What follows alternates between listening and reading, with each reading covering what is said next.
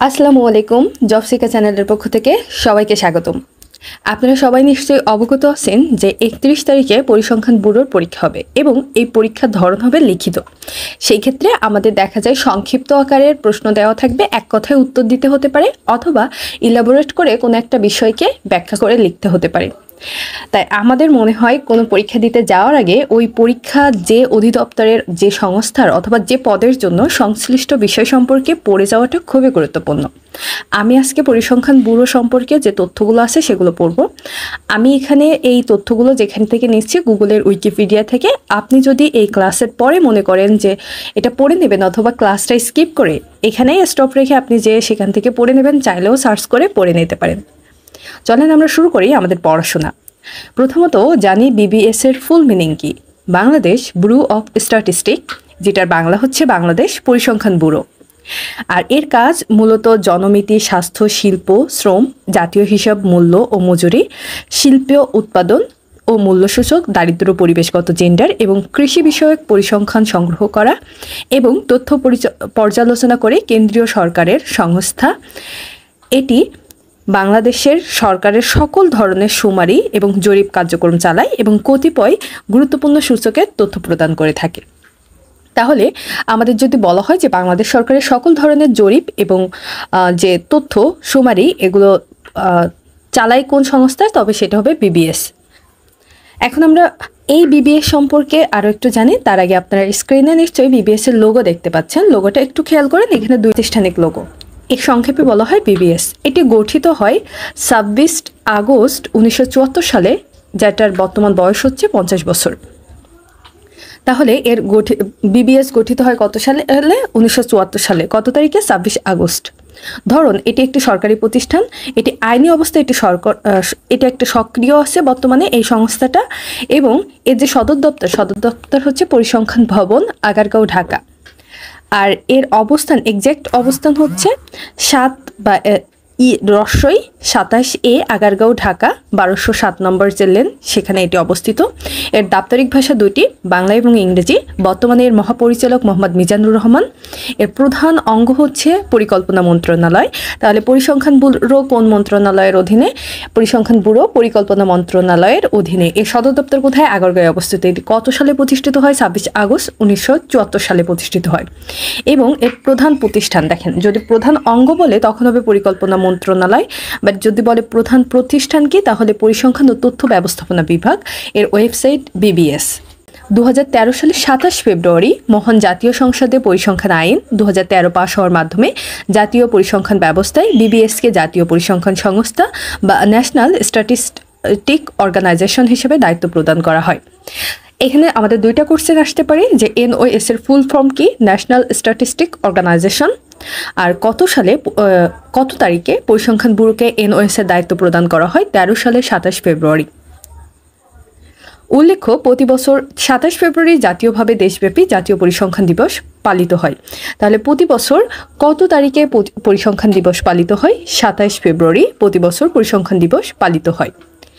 জাতীয় পর্যায়ের বিভিন্ন ক্ষেত্রে মানসম্মত এবং হালনাগাদ পরিসংখ্যান সরবরাহ নিশ্চিত করা বিবিএস আন্তর্জাতিক নির্দেশনা অনুসরণ করে স্বাস্থ্য ও জনমিতি, শিল্প ও শ্রম, হিসাব, জাতীয় হিসাব, মূল্য ও মজুরি, শিল্প উৎপাদন ও মূল্যসূচক, দারিদ্র্য, পরিবেশগত, জেন্ডার এবং কৃষি বিষয়ক পরিসংখ্যান নিয়মিতভাবে প্রস্তুত ও প্রকাশ করে থাকে বিবিএস।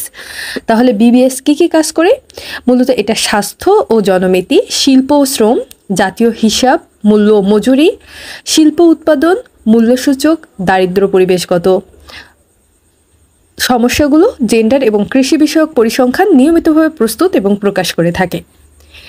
বিবিএস এর কর্তৃক প্রস্তুতকৃত ও অনুমোদন ও সরবরাহকৃত পরিসংখ্যান ব্যবহার করে দেশের অর্থনৈতিক ও সামাজিক উন্নয়নের প্রেক্ষিতে বার্ষিক উন্নয়ন কর্মসূচি বা এডিপি, পঞ্চবার্ষিক পরিকল্পনা, প্রেক্ষিত পরিকল্পনা, বদ্বীপ পরিকল্পনা 2021 প্রভৃতি প্রণয়ন এবং পরীক্ষণ করা হয়। তাহলে এখানে আমাদের যদি একটু খেয়াল করি, এখান থেকেও কিন্তু কোশ্চেন আসতে পারে।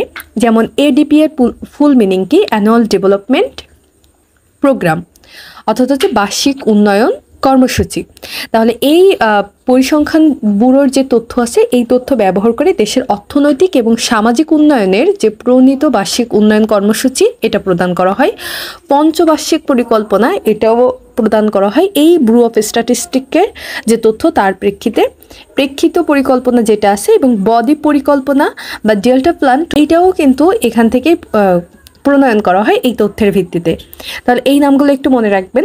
তাহলে আমাদের যদি লিখিত কোশ্চেন আসে যে পরিসংখ্যান ব্যুরোর কাজ কি বা এটা কি ধরনের কাজ করে থাকে, তাহলে আমাদের এখান থেকে একটু যে সে কোন ধরনের তথ্যগুলো সাধারণত দিয়ে থাকে এবং এই তথ্যগুলোর উপর ভিত্তি করে কি কি হয়ে থাকে। তাহলে তথ্য দিয়ে থাকে কি কি আমরা আবার একবার দেখে ফেলি।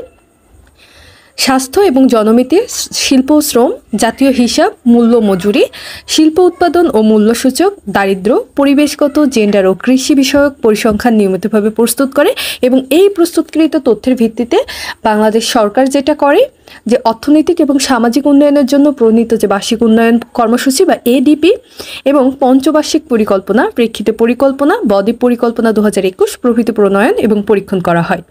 এখানে এডিপি এর পাশাপাশি আমাদের হচ্ছে আরেকটা আছে যেখানে বৃষ্টিপ্রবণ যে এলাকাগুলো আছে বা বৃষ্টির সময়ে যে ডেভেলপমেন্টের জন্য যে তথ্যগুলো আছে সেটা হচ্ছে RADP। এই RADPর ফুল মিনিংটাও লাগবে, রেইনফল অ্যানুয়াল ডেভেলপমেন্ট প্রোগ্রাম। হ্যাঁ, এটা একটু দেখে যাবেন এটার ফুল ফর্মটা কি, যেহেতু গত পরীক্ষাতে দেখা গেছে যে বিবিএস এর ফুল ফর্ম জানতে চাইছে, সেই ক্ষেত্রে এগুলো যেহেতু ওর সঙ্গে সম্পর্কিত NSO বা ন্যাশনাল স্ট্যাটিস্টিক অর্গানাইজেশন ADP আর ADP এগুলো একটু পড়ে ফেলবেন।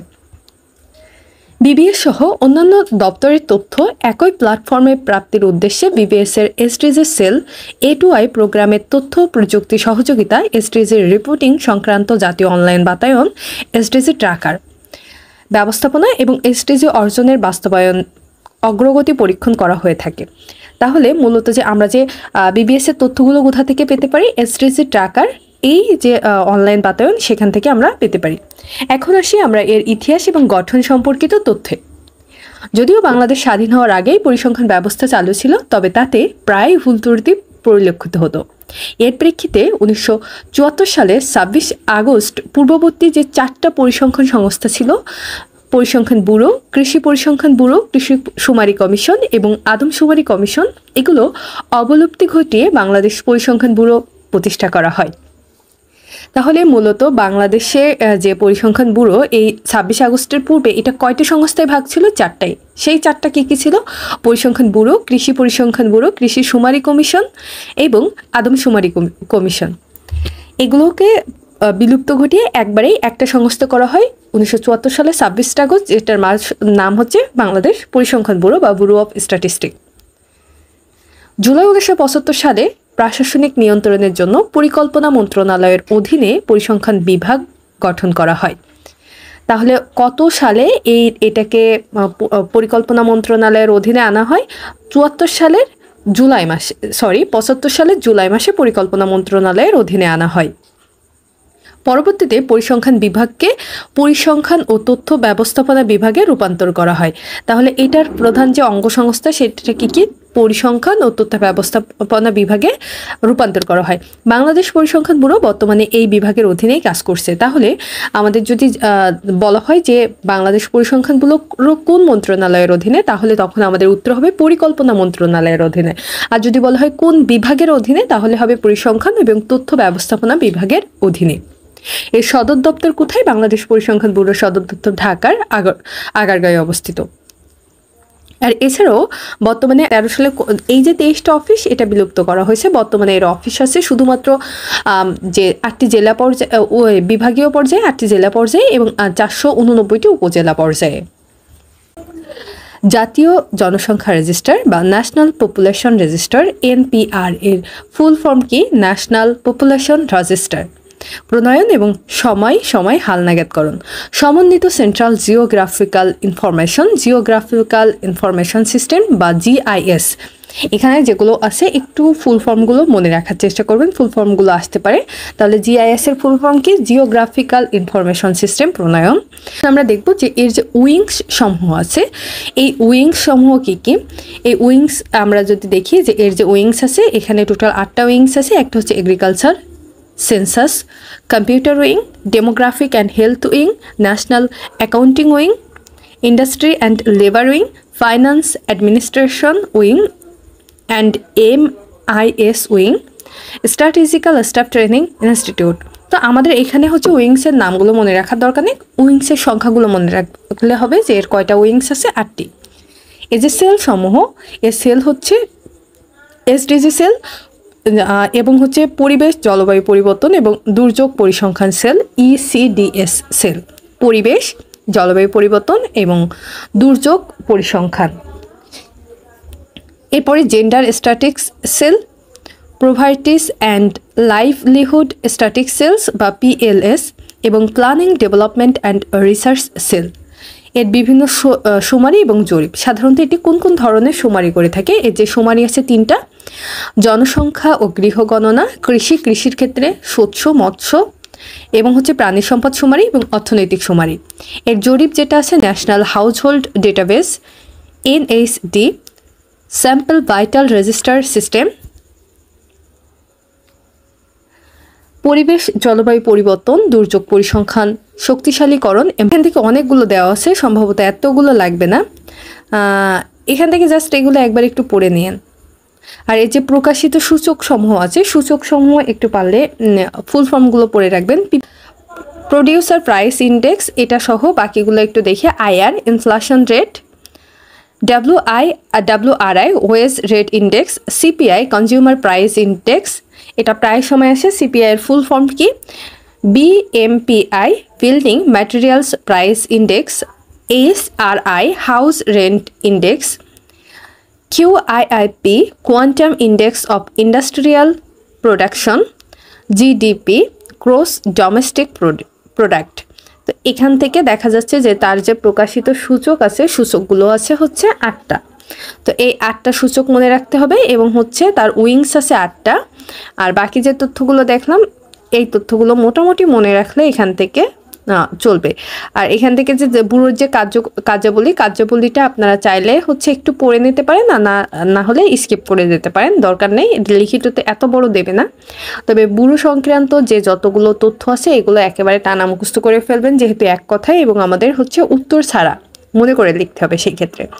ধন্যবাদ সবাইকে সাথে থাকার জন্য।